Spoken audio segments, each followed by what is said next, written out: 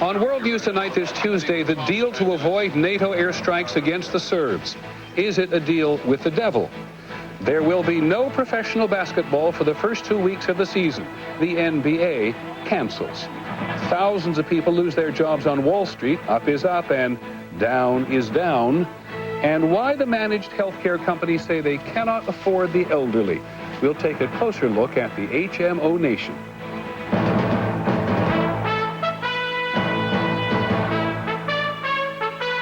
From ABC News World Headquarters in New York, this is World News Tonight with Peter Jennings. Good evening. We begin tonight with a crisis averted, a war avoided between the NATO alliance led by the United States and the former Yugoslavia led by the Serb dictator Slobodan Milosevic. There will be no NATO airstrikes against the Serbs this week. The Serbian leader has pledged to remove his soldiers from the province of Kosovo and allow 250,000 refugees to return to their homes. Whether this is a victory or a defeat depends on where you are. The Serbian leader is telling his people tonight that he has saved Kosovo from NATO attack. We begin in the Serbian capital with ABC's Mike Lee. The Serb leader, Slobodan Milosevic, gave in only when NATO airstrikes seemed imminent. Despite that, he went on national TV and declared the agreement a victory for Serbs. Dear citizens, he said, this agreement definitely eliminates all possibilities of military action against our country. But the man who brokered today's agreement, American envoy Richard Holbrooke, says the Serbs are not off the hook yet, that the NATO strike threat remains, and that Serbs have until Friday night to begin doing what they've promised. It's compliance that matters. But if this is the road path to the end of the emergency, and I hope it is, and then we will feel we earned our pay this week. As for the deal, the Serbs must withdraw their troops and police from Kosovo province. They must permit ethnic Albanian refugees to return to their homes. They must also allow 2,000 unarmed observers to verify the agreement on the ground. And they must allow NATO planes carrying no bombs to monitor the pullback from the air.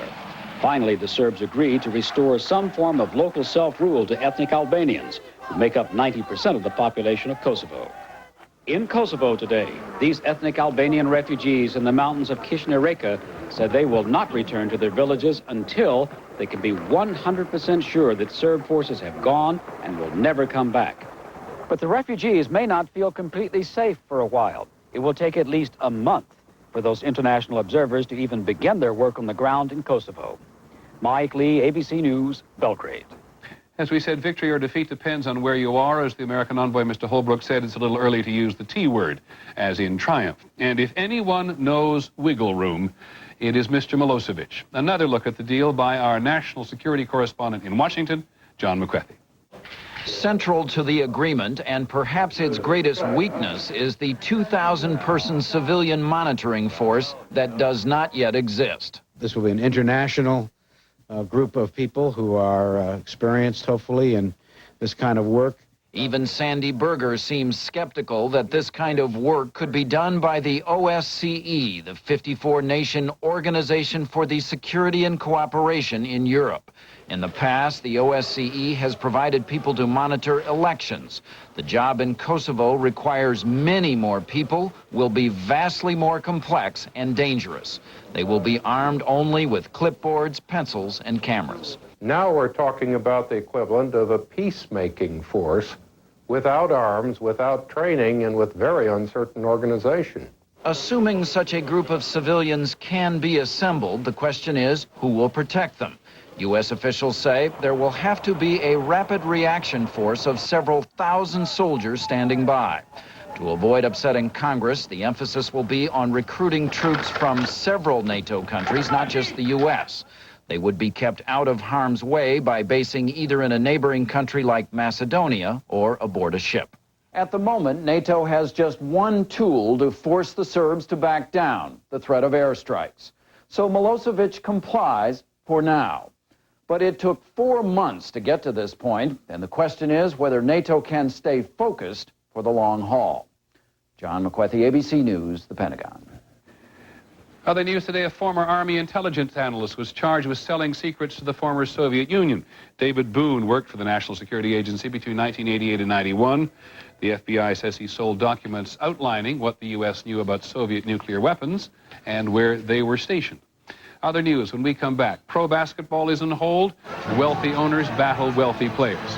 And later in the broadcast, we'll hear back from the most remote spot on Earth. This is World News Tonight with Peter Jennings. Brought to you by DirecTV.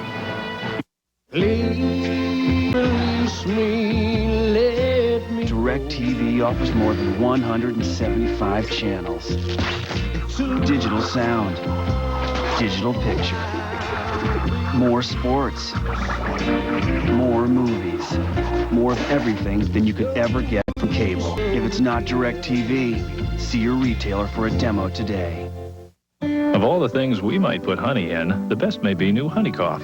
Introducing the first line of cough drops and cough syrup combining effective medicine with real honey to relieve even the worst coughs. New Honey Cough from the makers of Robitussin. Naturally. Buy a set of 4 selected Goodyear tires before November 28th and get a $50 or $100 U.S. savings bond. For the retailer nearest you, call 1-800-GOODYEAR.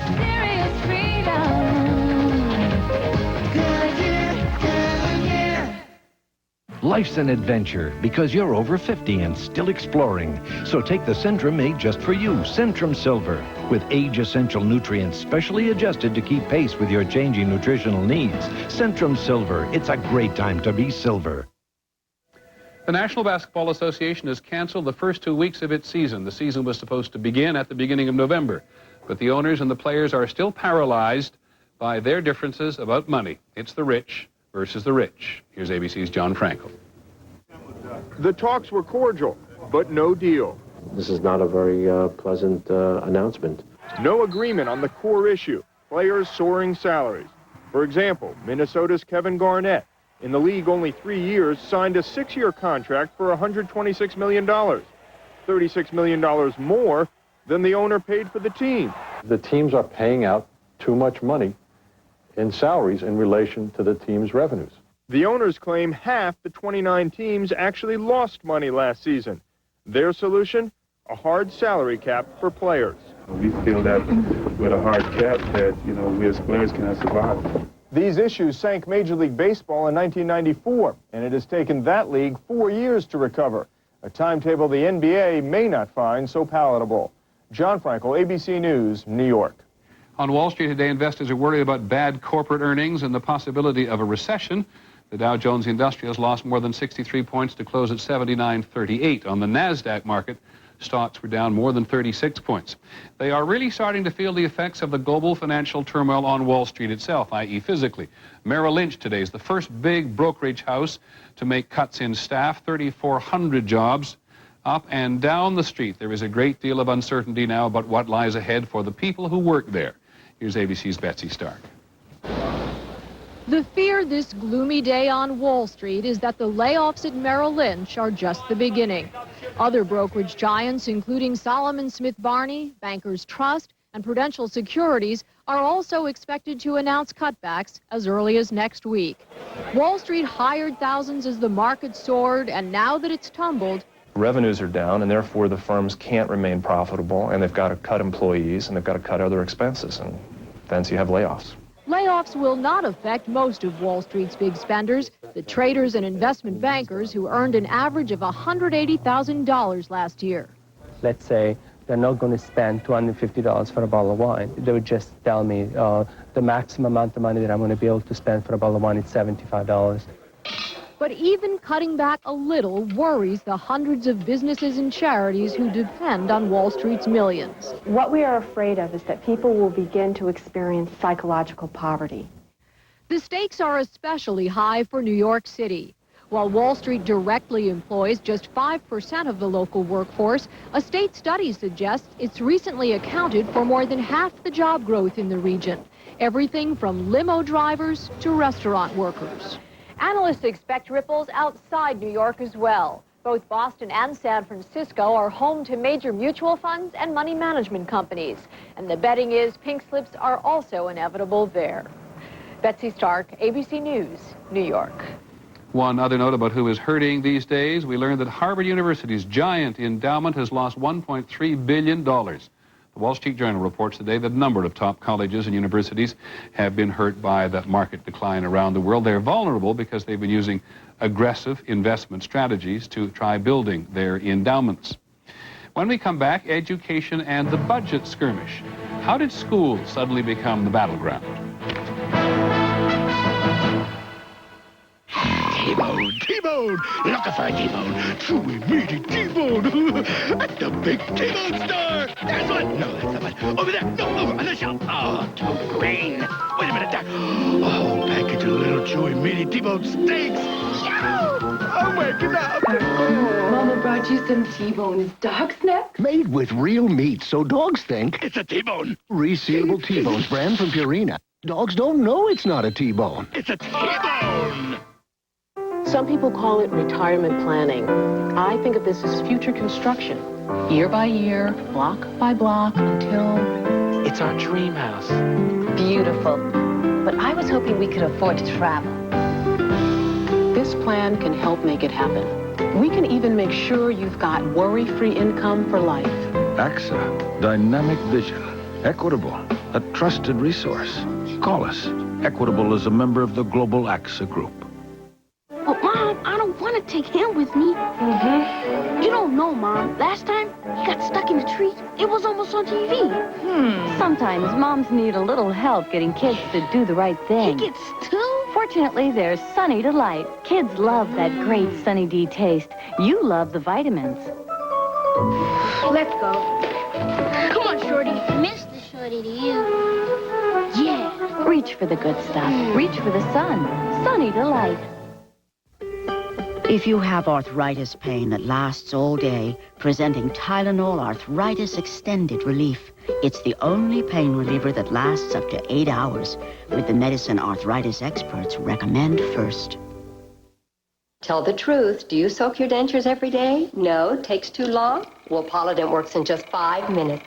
So it's easy to clean every day. And that's what really helps control denture odor. Use 5-minute Polident every day. In Washington today, the Supreme Court has let stand a controversial amendment to the Cincinnati City Charter. It's an amendment that bans ordinances that protect gay people from discrimination. Gay rights groups and others say the court's refusal to hear the case is confusing because the Cincinnati amendment is similar to one in Colorado that the justices ruled was unconstitutional. In Washington, there's continued wrangling between the White House and Congress about the $500 billion spending bill to keep the government running. Midnight tomorrow is the deadline, and the sticking point between them has been big dollars for education. Question you might ask, why education and why now? ABC's Sam Donaldson is at the White House with the answer. Sam. Well, Peter, the president's 11th hour battle over education is about both money and votes. Money for the schools, yes, but votes for the Democrats this November. In his State of the Union address last January, President Clinton called for more spending on education. I propose the first ever, including $1.1 billion to hire an additional 100,000 elementary school teachers, and a trigger to free up $21.8 billion in bond money for new school construction. The Republican Congress responded with its own education initiatives, only to see the president veto them. Helping kids learn to read, he vetoed. Low-income scholarships, he vetoed that. Yes, because the Republicans often attach private school voucher proposals to which the president objected. Their matters stood until last Friday, when at a big Democratic White House pep rally, education was moved suddenly to the front burner. Politics should stop at the classroom door. It is not too late. Politics indeed. Polls show education resonates with the voters, and Democrats need help now in such places as Illinois, where Democratic Senator Carol Moseley Braun, a sponsor of the construction money, is behind. And California, where Democratic Senator Barbara Boxer, who proposed after-school programs, is in a tight race. So today, another big Democratic pep rally convened at a suburban Maryland elementary school, with almost no notice to the principal. We found out about the visit last evening. This school chosen because of the good TV visuals of classes held in trailers. A perfect backdrop for presidential passion. We are shouting loudly to the heavens. To which the Republicans are now responding, hallelujah. vowing at their own hastily arranged pep rally on Capitol Hill to gladly provide the $1.1 billion for more teachers if it goes directly to local districts, without passing through federal programs as the president wants. He wants it to go to bureaucrats. We want it to go to teachers. Both sides say education is too important to play politics with. But politics are what drives these election year budget battles. The president clearly hopes that his last-minute push will win favor with the voters. And, Peter, the Republicans clearly fear that he may be right. Thank you, Sam. Sam Donaldson at the White House tonight. As is always the case, now is the time for members of Congress trying to slip in specific spending items to benefit their own districts. Here are a couple of examples tonight. $10 million to subsidize the sale of raw tobacco overseas, good for tobacco farmers. Senator Faircloth from North Carolina wants that one. Trent Lott and his Mississippi colleague Thad Cochran want $300 million to reimburse the exporters of frozen chicken. The chickens were shipped to Russia. The Russians couldn't pay for them. And Senators Lott and Cochran also want some money to extend their state's duck hunting season. Special time. When we come back, HMOs giving up on Medicare. We're going to take a closer look.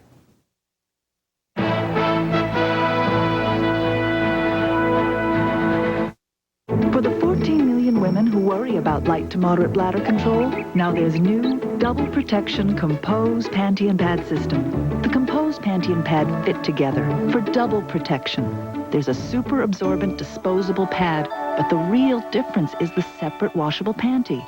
It gives you double protection with a quilted panel that won't let wetness through. So why worry? Get double protection with Double Protection Compose. Protection that goes beyond the pad.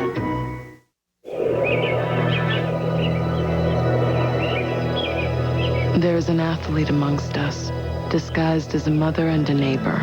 And when most of us are still sleeping, she's running. She also takes the vitamins, minerals, antioxidants, and folic acid in Women's Ultra Mega Multivitamins made by General Nutrition Centers. Tomorrow, she'll get up and run some more. Women's Ultra Mega Multivitamins made exclusively by GNC. Live strong, live well. Johnson, I'd like to see some ideas on saving the company money. I'll be back first thing in the morning. Think. That's the dumbest! Think. Help!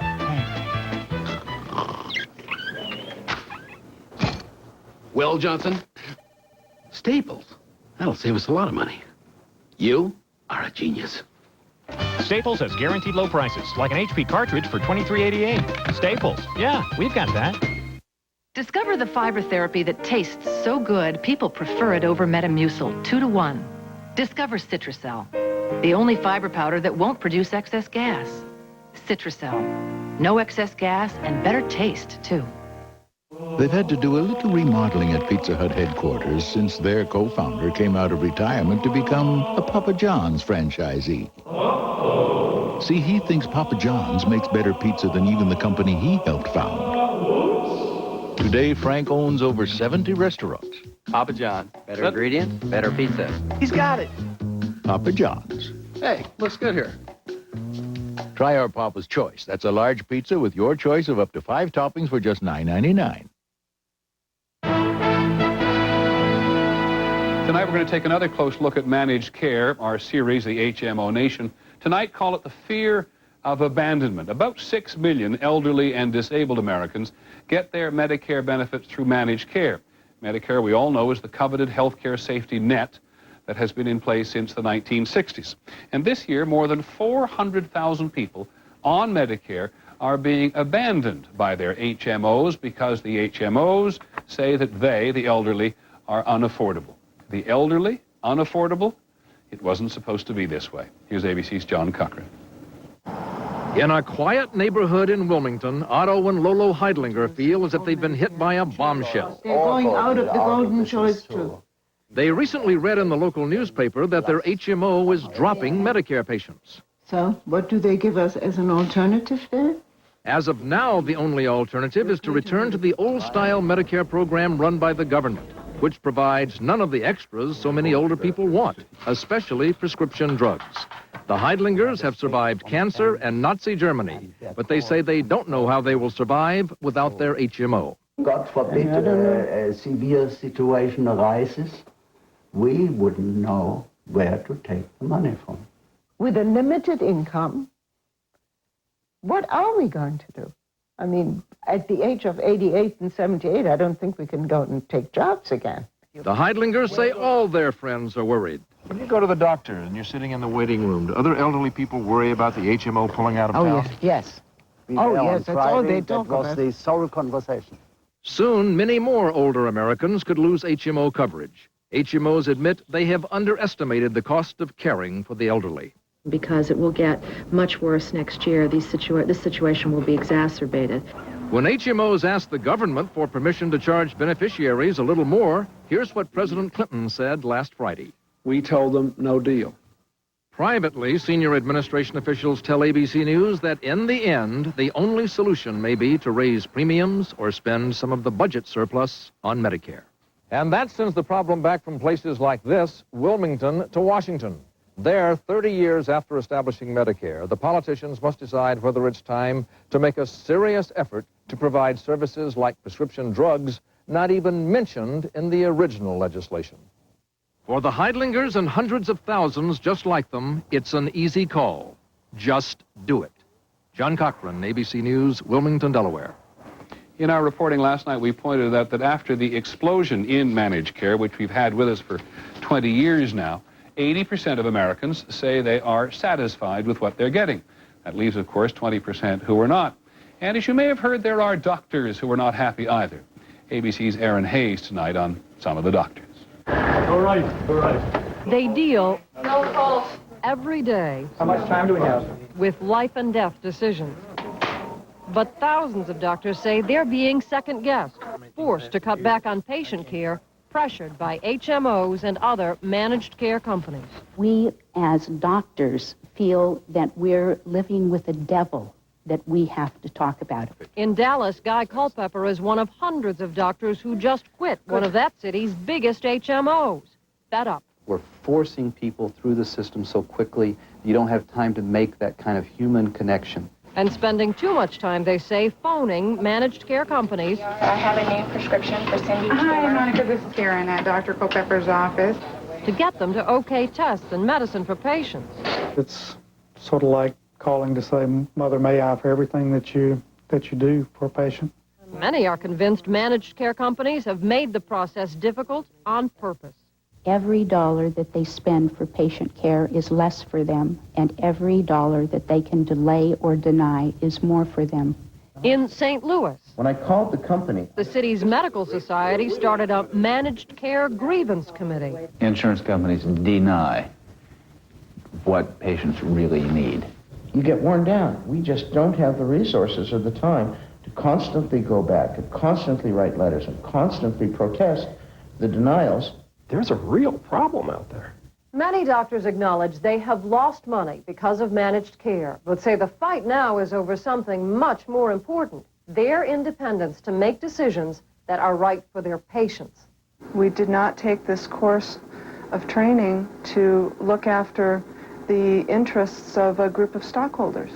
Doctors Heather Soul and Jonathan Sheldon have declared their Denver practice off limits to HMOs. They call it HM-No. There was no other way to practice medicine, in our opinion, ethically for us. But bucking managed care is risky business. When Dr. Culpepper finally told that Dallas HMO to take a hike, good girl, the company walked away with nearly a third of his patients. He is slowly rebuilding his practice. Right now, I think she's considering becoming a physician. But like many doctors, he worries that the pressures of managed care have damaged the practice of medicine. Aaron Hayes, ABC News, St. Louis.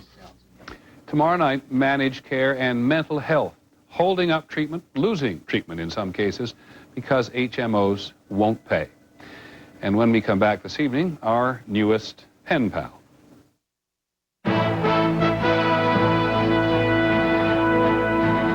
Enterprise rent-a-car for my trip?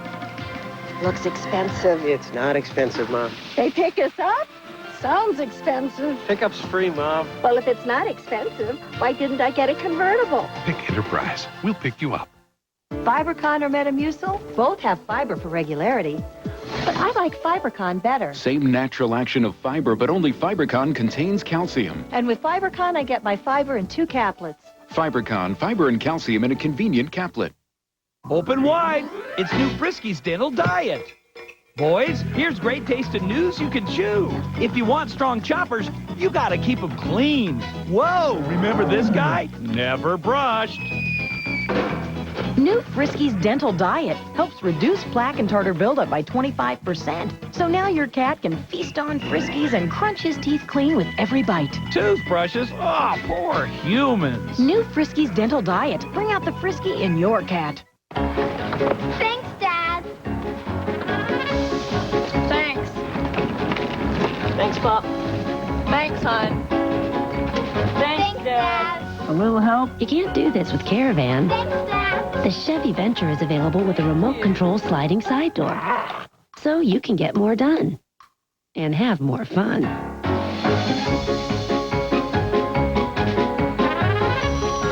Chevy Venture. Let's go.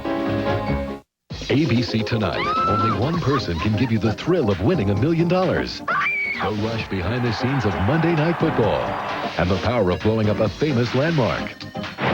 Joe London and all the Behind Closed Doors ABC Tonight. Hi, everybody. I'm Steve Dunn. More local news at 6:30. Portland's new superintendent puts a handful of schools on notice in an effort to help students make the grade. And a missing mentally disabled man has an emotional reunion with his family at 6:30. Brief review of some of the main stories today. A crisis averted in Kosovo. There'll be no NATO airstrikes against the Serbs this week. The Serbian leader Slobodan Milosevic has said he will remove his soldiers from Kosovo, and ethnic Albanian refugees would be allowed to go home. Washington is naturally suspicious. The NBA has canceled the first 2 weeks of the basketball season, and they're beginning to feel the pain on Wall Street, one of the big brokerage houses cutting a lot of jobs today. Finally this evening, from us, catching up on the most remote place we know. Last week we told you that Tristan da Cunha, deep in the South Atlantic between Africa and South America, nearest neighbors 1,500 miles away, had gone onto the internet. And so we sent them an email. How was this changing things? They emailed us back. Nice of us to write. They said, you know, the weather can be pretty bad and the mail ship only gets there 6 times a year if they're lucky. Splendid isolation is a relative thing, writes Brian Baldwin, the island's administrator. He sent his picture along. We're certainly in better touch with the rest of the world. For one thing, we can now get medical advice. And there's a daily news summary. They post it, says Mr. Baldwin, at the island's only shop for all 300 residents to read. Mr. Baldwin learned on the web that Tristan da Cunha may be making more news. Given where they are, Tristans will be the first in the world to see the dawn of the new millennium. As for surfing the internet in his spare time, as we had actually suggested, I can hardly sit around and do that, Mr. Baldwin said. Not at $10 a minute. That is our report on World News Tonight. Later on Nightline, how Mexican drug traffickers are hooking America's heartland. I'm Peter Jennings. Hope we see you tomorrow. Good night.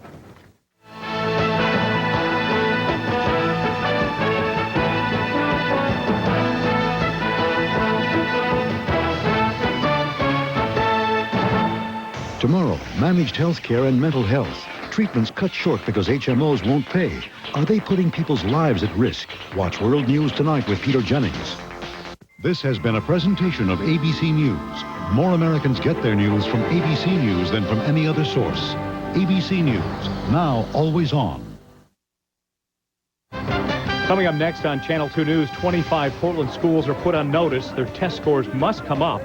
An emotional reunion for mentally challenged. And then, why is our Bob Goen interviewing Fran's Mr. Chef?